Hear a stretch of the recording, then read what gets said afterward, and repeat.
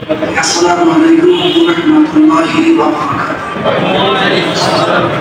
الحمد لله رب العالمين. والصلاة والسلام على رسوله الأمين وعلى آله وأصحابه أما بعد. أعوذ بالله من الشيطان الرجيم. بسم الله الرحمن الرحيم. وعد الله الذين آمنوا منكم وعملوا الصالحات ليستخلفنهم في الأرض كما استخلف الذين من قبلهم وليمكننهم دينهم الذي لهم ويبدلهم من بعد خوفهم أمنا يعبدونني لا يشركون بي شيئا ومن كفر فذلك عليهم فاسقون. صدق الله العظيم. مجلس المسلمين যারা ঠাকুর নিয়োজিত আজকের এই সিরাতুন নবী শীর্ষ সেমিনারের সম্মানিত সভাপতি, সম্মানিত মেহমানবৃন্দ, সম্মানিত আলোচকবৃন্দ, উপস্থিত ওলামায়ে আলোচনার বিষয়বস্তু শুনেছেন।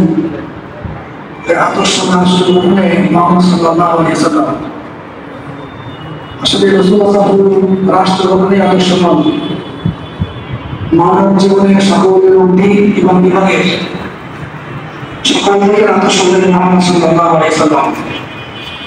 রাষ্ট্র একটা দিক মাত্র। আমরা দেখতে পাই আল্লাহ তাআলা কোরআন শরীফে তেলাওয়াত করতে এখানে বলছেন যে তোমাদের মধ্যে যারা ঈমান এনেছো এবং সৎকর্মশীল জীবন যাপন করছো তোমাদের জন্য আল্লাহ ওয়াদা করছেন যে তোমাদেরকে অবশ্যই খেলাফত প্রদান করবেন, আদর্শ রাষ্ট্র প্রদান করবেন, যেমন পূর্বে আদর্শ রাষ্ট্র প্রদান করেছেন।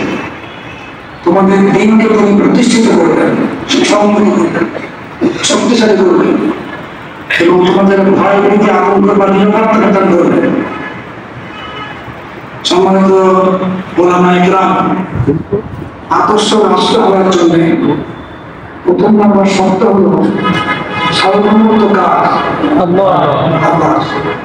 আল্লাহ সার্বভৌমত্ব হল আদর্শ রাষ্ট্রের প্রধান বিষয়। আমরা দেখতে পাচ্ছি বর্তমান পৃথিবীর যত রাষ্ট্র আছে, এমনকি বাংলাদেশ, দেখা যায় সমস্ত ক্ষমতার মালিক জনগণকে বানানো হয়েছে। যে আদর্শ রাষ্ট্রের জন্য এটা অনুপযুক্ত। মানুষের কোনো রাষ্ট্র ক্ষমতা নেই, মানুষের আল্লাহ খালিফা প্রতিনিধি।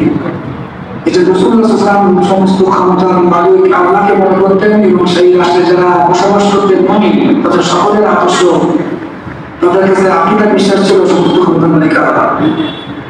দ্বিতীয় নম্বর কথা হলো এই রাষ্ট্রের মধ্যে প্রধান কাজ হলো যে ভয় ভীতি আতঙ্ক প্রত্যেক নিরাপত্তার ব্যবস্থা করা, জানের নিরাপত্তা, মানব নিরাপত্তা এবং ইজ্জত আব্রু নিরাপত্তার ব্যবস্থা করা রাষ্ট্র আদর্শ রাখা আছে।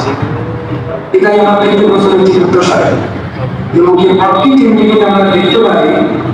রাসূলের কাছে যখন থেকে সাহাবারা এসে আপনাদের থেকে আমাদের দোয়া করেন, আমরা নির্যাতিত নিষ্পেষিত যতটাকে বলেছিলেন যে তোমরা ধারণা করছো ইতিপূর্বে যারা এই আদর্শ রাষ্ট্র প্রতিষ্ঠার জন্য চেষ্টা করেছিলেন, বাংলাদেশের সৎকর্মশীল জীবনযাপন করতেন, তাদের গরিব নির্যাতন এসেছিল, চুল দিয়ে শরীর থেকে বস্ত্র বসি করা হয়েছিল, করার দিয়ে তোমাদের সামনে হাজরা থেকে নগর কেমন থেকে হাজরামাও পর্যন্ত আমরা রাষ্ট্রের নিরাপত্তা রাষ্ট্র কায়েম করবে, যেখানে আল্লাহর ছাড়া কাউকে ভয় করতে হবে, যাদের নিরাপত্তা প্রতিষ্ঠিত হবে, সম্পদের নিরাপত্তা প্রতিষ্ঠিত হবে, সেখানে প্রতিষ্ঠিত হবে ইজ্জত বাবু নিরাপত্তা। একজন নারী একাকী পরিবহন করবে, কাউকে ভয় করবে আল্লাহকে ছাড়া। এই আদর্শ রাষ্ট্রকে প্রতিষ্ঠিত নিজে টিপ্পণী করেছিলেন। আরো একটা বিষয় হলো মানুষের মৌলিক যেটা প্রয়োজন, সেটা হলো খাদ্য, বস্ত্র, বাসস্থান, তারপরে চিকিৎসা এবং শিক্ষা। এই মৌলিক প্রয়োজন এটা আদর্শ রাষ্ট্র। কিন্তু আমরা পৃথিবীতে দেখতে পাই রাষ্ট্র সংখ্যা খুব নগণ্য এবং কম নেই বলে চলে। রাসূল নিজে বলেছেন মৃত্যুর আগে প্রথমে তিনি অহিংস্র ব্যক্তি মারা গেলে তা জানা করতেন না, পরে তিনি যখন রাষ্ট্র চলে আসে তখন তিনি বলেছিলেন যে মানতারাকা মালান ফালিওয়ারিসাতি, তিনি সম্পদ রেখে যাবে, রেখে মারা যাবে, এই সম্পদ উত্তর দিবে। কিন্তু যদি আমার পৃথিবীকে রেখে যায় তাদের দেখার ব্যবস্থা নেই, কেউ নেই।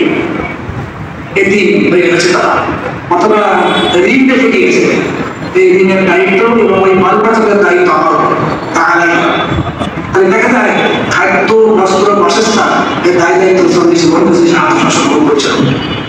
সমাজে সাম্য, যেটা একটু আগে আমরা শুনছি আমাদের সম্মানিত সেক্রেটারি সাহেবের কাছ থেকে দাওয়াত করেছেন তিনি, সেখানে সাম্য প্রতিষ্ঠা করে রসুল্লাহ। এখন দেখা যায় যে আরবরা আরবদের উপরে শ্রেষ্ঠত্ব নিজেদের মানে প্রতিষ্ঠিত করে, কালোর উপরে সাদা তাকে কালাই বা সাদা মেলে পৃথিবীতে গন্ডগোল মারামারি কাটাকাটি চলে, জাতি জাতিকে গন্ডগোল মারামারি কাটাকাটি। আল্লাহ চব্বিশে বসায় বসায় ভাষা নেই বা আপনাদের আদিকে আনা আজানি আলাদা আলাদা মর্যাদা নেই, আর আলাদা আলাদা মর্যাদা নেই, কালো করে সাদা সাদা করে কালো করে মর্যাদা নেই, একে অপরের কোনো বাধা নেই। কুল্লুকুম বানু আদম, তোমরা সকলে আদম সন্তান। ও আদম খুলিকা বিল তুরাব, আদমকে সৃষ্টি করতে মাটি থেকে, তো সব মাটির মানুষ একই কথা। আর ভাগ্য মর্যাদা হলো তাকওয়া, আল্লাহকে ভয় করে নিয়ে যখন করবেন কি মানে ভিতর জীবন চলবে, তারই মর্যাদা আছে। কোন কারো মর্যাদা এখানে পৃথক ভাবে নেই। এবং সামনে প্রতিষ্ঠা আমরা সোশ্যাল করেছিলেন। এইভাবে এক এক করে আমরা দেখতে পাই, তাহলে দেখতে পাই যে আদর্শ রাষ্ট্রের জন্য যেগুলো আদর্শ বলতে যা বোঝায়, এক রসুলের মধ্যে ছাড়া সোশ্যাল ছাড়া কেউ পৃথিবীতে প্রতিষ্ঠা করতে পারে।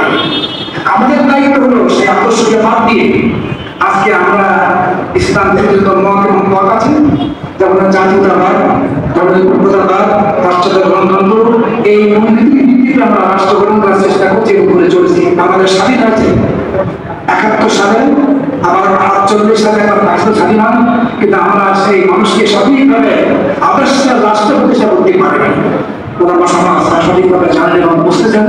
আর আশা করি সামনে এই আদর্শ রসুলের আদর্শে তিনি আমরা ইসলামের রাষ্ট্র সমাজ প্রতিষ্ঠা করতে চেষ্টা করবেন। এটাই মানব জাতির কল্যাণ আছে। এই রাষ্ট্র ছাড়া বিভিন্ন কোনো মতবাদের মধ্যে কোনো কল্যাণ নেই। আল্লাহ আমাদের সকলকে ইসলামী রাষ্ট্র, আদর্শ রাষ্ট্র, রসুলের আদরে তৈরি করার জন্য চেষ্টা করবেন কামনা করি।